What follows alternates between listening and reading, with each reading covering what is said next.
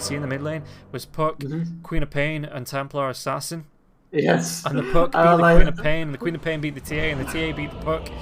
But yeah, no, I think it comes down a lot more, especially with the addition of things like the Witchblade. You know, it comes down to the player skill in the mid lane. So it's going to be interesting to see how this one actually gets played between these two heroes, because I'm not 100% sure who wins this mid lane between these two heroes anymore. Yeah, I mean, it feels like it just come down to who can farm, you know, right? Like that's just how it is. Maybe Hayes in the beginning can get a little bit more creeps thanks to Illusory Orb, but then once a couple of refraction charges go into the TA, she should be fine. So I guess the question is, though, we don't often see the farming mids, you know what I mean? We're more and more seeing the space making mid, the Queen of Pain, the Puck. Like that's why Puck is so popular, is just such a good space maker. In the meantime, first kid, he's trying to get rid of this D ward before everyone shows up, but he's like, do I risk it? I like this One as well. more hit? The lightning bolt comes out, and Satchel is going to be able to pick it up. Z's perfect timing on that. It's going to cost him a lot of mana. Meanwhile, in the bottom part of the jungle, Shurd going to be taking a lot of damage, but he does have the time walk, so he's going to be able to get himself away from danger.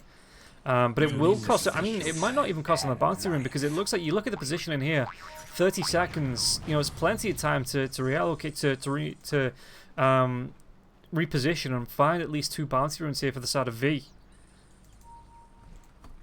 They should be fine with that overall. And no immersion, he gets a dual breath off, but he's like, yeah, whatever, doesn't really matter. He should be able to just regen to full by the time the creeps even show up. Yeah, in fact, you look at this, Pasha, he looks like he's going to try and get that steal off. But is it going to be 3 bounty runes? It's going to be 2, and Pasha does get the steal, even going to be able to get the Celestial Hammer away. By the way, this is an interesting pick by Ziz on the Zeus. He's got a headdress very early on. Yeah. Which is, yeah, I find that very interesting. I mean, he is going to go up against the Dawnbreaker and the Rubik, which is not exactly the hardest lane, but so he is playing the position 5, right? He's not looking to TP up. He's actually it is going to be Antaha up here with Satchelo in the off lane, which is weird that the swap. Maybe it's just that Aziz plays a better Zeus and they were more comfortable with him as a 5. Yeah, I'm just very surprised to see this. Or it could just be that there might be different lanes, but they're still playing the same role. Yeah. You know, like the farm priority still goes to Z, and Antaha will just be playing the 5 later on. Because I was thinking that Shachlo and Zeus, like the Star Zeus, could go either way. Like they could crush Munkushi top, or they could suffer. They're like, alright, let's not risk it. Let's just put the Aya with him and play it safe. Yeah. I mean, play safe as in it's not. They're just a lot less likely to lose right now. Yeah, the extra regen for Antaha is going to be nice. He has a headdress himself here, so the regen onto Shashlo is going to be good up against the Monkey King. When the Monkey King starts to go for those Jingu stacks, again, the overcharged, when he's going to be able to get the additional right clicks out as well against the Monkey King. When you're getting the bashes off and the crushes off, and you're keeping the Monkey King from even being able to get right clicks, you know, what use is a Jingu if you can't right click? By the way, look at Depressed Kid absolutely destroying Hayes in the mid lane. Like, it is 12-2 to 4-0, forcing him to face it just to dodge some damage. And yeah, Depressed Kid, he is really loving life in this lane right now. Yeah, and I'm interested again how long this keeps up here, because the refraction charges, this is what I was talking about. You have the triangle that comes out, because the refraction charges are so hard for the Puck to get through before the Witchblade comes out. Depressed Kid can usually run away if you hit the angles and get kills onto the Puck. You know, if the Puck, the phase shifts off, the orbs off, and the Puck just has to sit back and try and farm like this. So it doesn't surprise me to see the TA coming out mid. It's just one of those I've not seen for a long time, and kind of slips your mind when it does come out. Yeah, I mean, and it's like, it's not even like close, it's just an absolute beatdown. So I'm interested to see. Hayes, he was able, bottom lane, Zeus jumps. The Zeus, or the Zeus, the Celestial Hammer will finish the job there. And I thought they almost missed it because Heaven was able to get the lift off just there, but didn't matter. He's like, oh, you jumped there, just come back here, buddy. Pasha does get the first blood, so, well, a good start for Pari. Much better than game 1 already. Like, the Puck is being shut down a little bit, and bottom lane they already have first blood. Yeah, but it just means then the Z's comes back with full mana. Heaven's going to try and do what he can with the creeps, but he's going to be watching out for the Heavenly Jump to slow him down. The lightning bolt that could come out. In fact, if he gets a Heavenly Jump, no, he uses the Verify, but one more right click, it should be enough. It might cost Z's his life, though. Starbreaker is going to be using the stun. It's not going to connect to Z's. He's just looking to run away. He does have that lightning bolt for a stun if he needs it, but he gets himself a kill. He's going to be able to collect the bounty rune, get himself back to... I mean, he's got the headdress. He's got himself, yeah, the clarity as well, so he should have enough regen that he's not going to be too bothered about walking right back to the fountain to heal up. And he's also getting an early fused raindrop just because he's like, yeah, I want to make sure I dodge as much damage as I can. So, and it also gives you a nice amount of mana regen. The fused raindrop is just such a nice item to have in this patch. Top lane though, Anti takes a few hits, but looks like he's just gonna be fine.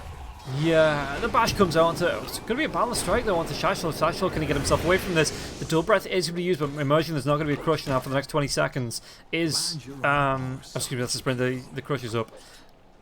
But yeah, I like how top lane, they're both trying to sort of win the lane, but it's like, you know, the IO heals too much, and the Jakiro, it doesn't provide enough damage, and both of them just end up like trading farm quite even, a little bit ahead from Mankushi so far. Yeah, it's going to be interesting to Bottom see lane. when... Oh, we'll take a look. Do you want to go? Should look like he was in a little bit of trouble, but it's going to be fine. Back to the top, I mean, immersion, he's taking some harass coming out from Atahaya now as well. Shashlo trying to trade off with Mankushi, but yeah, so it's going to be interesting to see when, if at all, Jakiro wants to go for the Liquid Frost. Just for the max health damage that comes out. The balance strike comes through though. Atahaya doesn't have a tether. Wasn't able to get himself back into Shashlo, and Shashlo just has to stand and watch while the little ball of light was extinguished. Poor Io. Well, though, to be honest, I feel like Io is one of those heroes that's just rarely very fun to play, you know? And you're like, oh, God, I'm playing Io again? Yes, Io, go ahead. Yeah, Io's one of those heroes where you just throw Netflix on the other screen, right?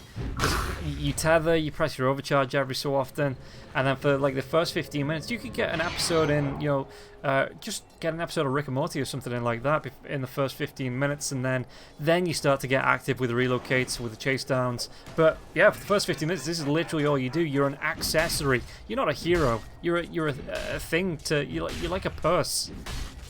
You're like, hey, listen, I'm just gonna share control. Oh, bottom lane, those Z's. Zeus might be losing his life. Starbreaker, is it gonna? He's out of mana. Yeah, well, I mean, he was trying to break some ankles there, but Pasha, he's already got himself the boots. He was able to stick around, just get the right clicks off. The Luminant Odyssey crits come out as well, and you always had the Fade Bolt if you were starting to get a little bit too far away to finish the job. Oh! What? He just time walked aggressively and didn't have it. Pasha just went straight for him. He's like, oh, oh wow, should. This is a really good opening for Parni. Because bottom lane, just absolutely for them. Mid lane, Puck Hayes is suffering half the CS of Depressed Kid, basically. Yeah, and the Dream Coil is going to be used here, but Hayes going to get himself away from this. Telekinesis comes out, the Ice Path not even going to be needed. It's going to be Depressed Kid breaking the Dream Coil, but they still get the kill. Heaven picks it up here, and Hayes not having that great start that he had in that last game. Bottom lane though, Chase might be on here for Pasha, but Pasha's going to be able to get himself away. No Heavenly Jump to try and slow him down.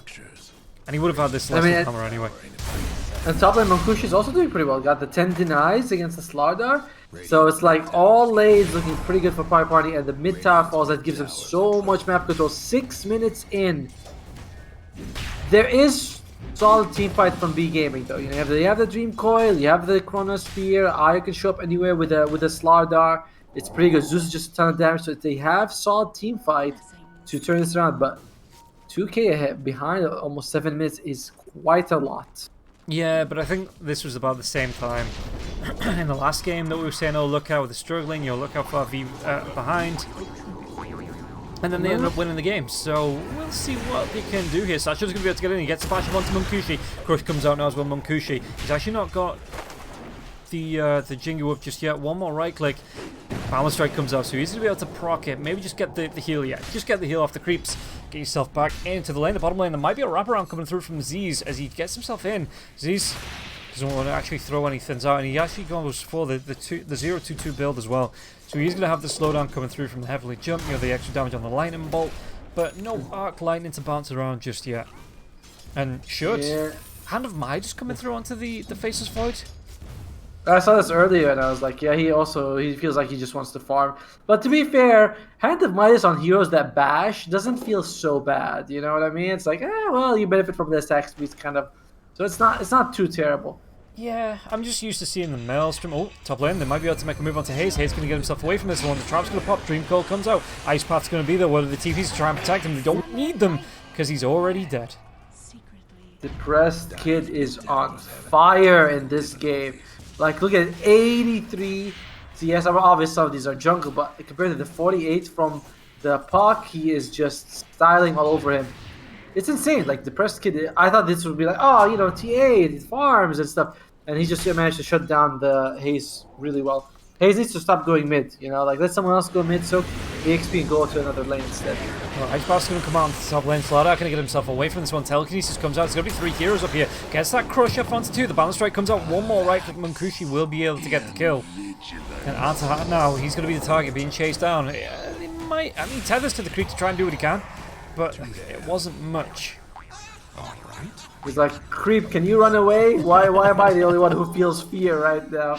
A little bit unfortunate. Again, by Parni. I mean, I guess game 1 was just to get the jitters out of the way, because right now, oh, top, that's like, I was going to say Pasha. Going in for, he's level 9 on the Dawn, sorry, level 8 on the Dawnbreaker. Yeah. This is an offlane Dawnbreaker, he's doing really well. Gonna go for the Echo Saber, which is something I really like to see on the hero. Yeah, it helps set up for the Luminosity. He's going to have the Solar Guarding up as well, so he can jump on any Wukong's command comes up, maybe set up some stuns to enable that. And yeah, I mean, again, top lane, Ice Path comes out, and it looks like Shachlo. Macropyre's even going to drop the Telekinesis, not even needed there. The Fadebolt was using now the Telekinesis to lift up the IO, and Munkushi gets himself another kill here. 5-0 and 0, so how passive he was in that last game, he's absolutely turning it on in this game. Yeah, I mean, like, there's something wrong with the way he was, like, not with the way he's playing Juggernaut, but there's some sort of style issue where he's like, Juggernaut, you know, is a hero where you Omnislash, you commit everything. Oh, Haze, he gets Ice Path, but he's just gonna be fine. Illusion Orb is stolen by the Rubik, but he seems much more comfortable on the Monkey King. And to be fair, they did pick Monkey King first in game 1, and then they swapped around because they're like, Viper, tough, you know, whatever. And maybe they just shouldn't have. Like, Push just seems really good with him right now. Bottom lane, though. Bottom lane hates he's going to be able to use that Dream Coil here. Dawnbreaker, though, he's pretty darn tanky. The Waning Rift comes in. That Lightning Bolt Z's kill secured. As he's like, I mean, he's like, level 5, so he's going to be able to get the Thunder God's Wrath up soon as well. He's got he's even got the Tome. You know, he's going to have those mana boots, so do you think he does go straight into the shard for the extra 9% damage with Telekinesis? Comes on to Shachlo. Shachlo's going to be able to get the crush to chase away, though. TA! Not enough damage. 60 health, and by the skin of his scales, or the scales of the Slaughter, Shachlo is going to be able to get himself away. Yeah, the scales of his skills. By the scales of his skills. I think as supports this usually goes Aether Lens, right? Like, you just want to be able to shoot your spells out while the people are chronoed. So I think that's what you were gonna go with. We'll see. Like, there's no wrong answer here. But Jill, I've seen them, especially like in this game. I would say you want to go Aether Lens because you want to stay behind, throw your spells, especially because you're going to be defending towers. You know, look at Pari. They're already taking.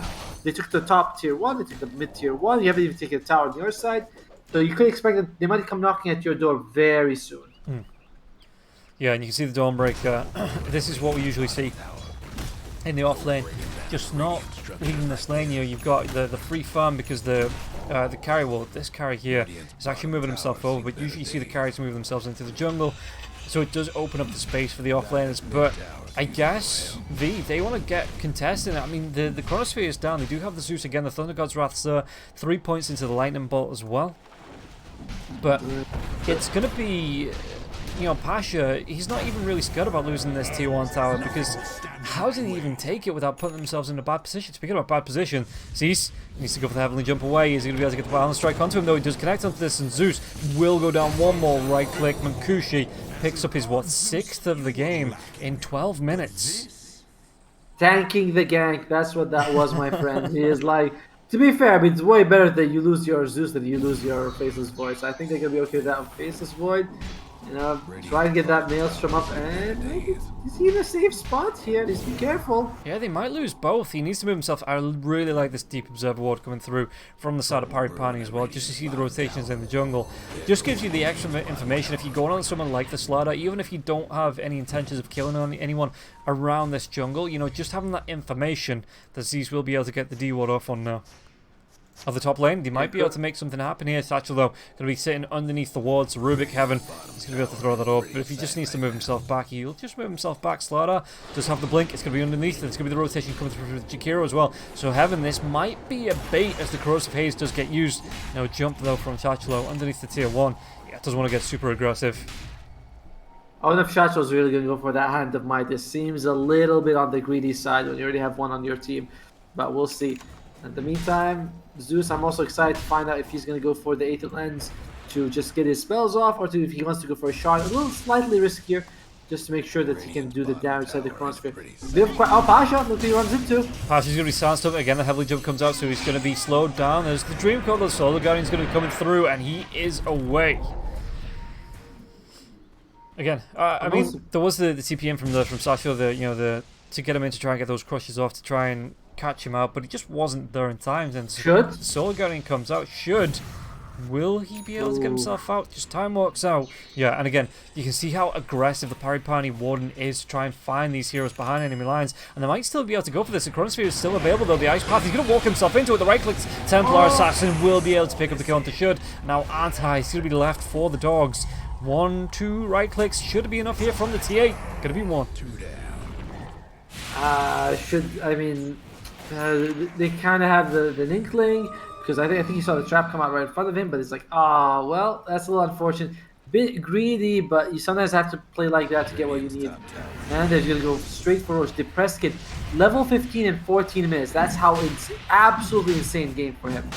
Yeah, meanwhile in the mid lane, the telekinesis does come through Satchelo.